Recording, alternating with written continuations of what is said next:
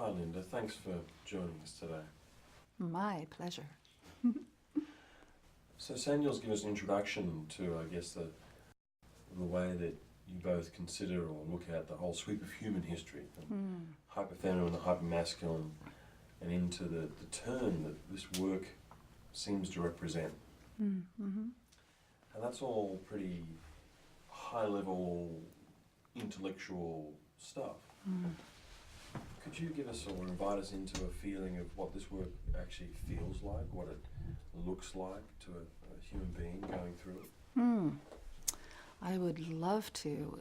It's so rich and there's so much that I'll hopefully have a succinct feel or view of how it begins and how people move through it, but I may be jumping around a little bit. Initially, when an individual feels drawn to the Waking Down and Mutuality work or to the other offerings that Saniel and I offer around the world, they have a general sense in their existence that something feels off or missing. Their heart aches for something more. And so that drives an individual to seek. It drives someone to keep moving in their life, to find the missing pieces or to find healing or to find stability. For some, it is about spiritual awakening, an actual consciousness form of awakening.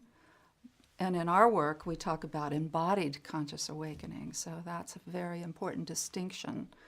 The awakening aspect itself is not merely about a transcendental form of awakening into consciousness as consciousness. It is very much that and in life and in the body, very fully in relationship.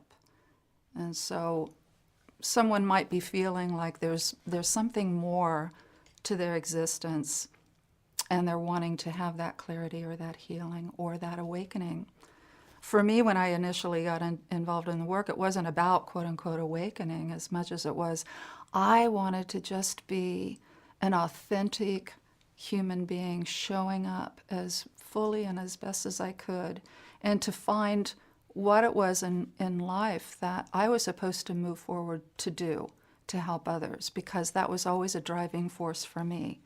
I've heard through the years, as I've been a teacher of this work, a senior teacher, that many people have this drive, this hunger to find the missing link or to be of service to humanity in some form or fashion. And that was very true for me. So when I met Saniel back in '94, I was thinking, wow, I feel like there's something really fundamentally missing in my life, even though I had so many things in place. And all the pieces, all the seeking, all of the things that I was doing, a very eclectic form of seeking, wouldn't touch that fundamental place in my being that still felt empty or craving something more. When I started the work with Saniel back then, I found that that shifted over time. And this is what I see in other individuals as well. They come into the work, they feel that void, that lacking, and over time, as they dive deeply, deeply into their heart, deeply into their process, so to speak, and deeply into relationships, and finding their tribe, their team of supporters to help them do that, shifts happen. And transformation happens over time. Sometimes it's very gradual for individuals. Other times people come in and they just blast through a very profound awakening that lands them more confidently and authentically in their life and in their purpose.